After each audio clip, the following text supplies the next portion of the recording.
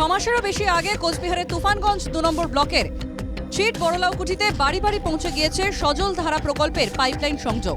লাগানো হয়েছে কল, কিন্তু কলে এক ফোঁটাও জল পড়ে না। টিউবওয়েলের মাত্রাতিরিক্ত জল ভরসা বড়লাকুঠির বাসিন্দাদের।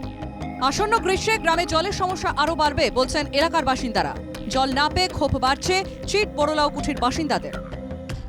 কল তো প্রায়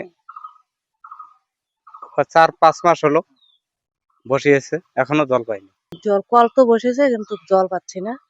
কলের জলে খাচ্ছি কিন্তু আয়রনের জল। পেটের সমস্যা হয়, আয়রন জল হইলেও তো 6 মাস মনে হইল।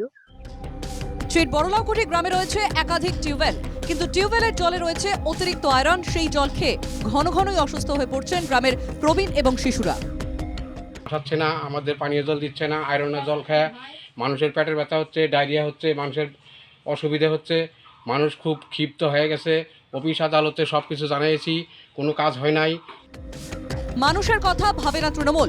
শাসক দলের নেতারা শুধুই কাটমানি নিয়ে ব্যস্ত, এমনটাই অভিযোগ বিজেপির। কল পৌঁছে গেছে মানুষের বাড়িতে, কিন্তু 1 বছর যাবৎ সেই মানুষগুলো আজও পানীয় জল পাচ্ছে না। শুধুমাত্র তৃণমূলের এই কন্ট্রাক্টারই মারফত যে কাটমানি চাওয়ার প্রবণতা এবং ওখানকার মানুষের যে দুর্বিষহ পরিস্থিতি, তারা তাদের কর্ণপাত নেই। যে কোথায় কোথায় কাজগুলো, কোথায় কী প্রবলেমগুলো আছে সেগুলো আমাদেরকে জানানোর জন্য সেই হিসাবে আমরা ইঞ্জিনিয়ারকে বলে সেখানে কাজগুলো যাতে তাড়াতাড়ি হয় তার ব্যবস্থাগুলো আমরা করছি।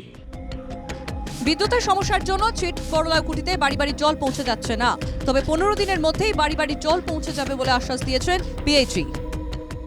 10-15 দিন হলো ওরা ওই ইলেকট্রিক ঢুকিয়েছে, মিটারও দিয়ে দিয়েছে। এখন আমাদের ইলেকট্রোমেকানিক্যাল যে ওয়ার্কটা আছে সেটা করে জল চালাতে হবে। আমাদের আরো 10-15 দিন সময় লাগবে। পিএইচির আশ্বাসেও আশ্বস্ত হতে পারছেন না এই গ্রামের বাসিন্দারা। অভিযোগ, আগেও অনেকবার এই ধরনের প্রতিশ্রুতি দেওয়া হয়েছিল। গ্রামবাসীদের দাবি, আসন্ন গ্রীষ্মের আগে তাদের বাড়িতে যেন জল পৌঁছায়। কোচবিহার থেকে অমিত সরকারের রিপোর্ট, এনকেটিভি বাংলা।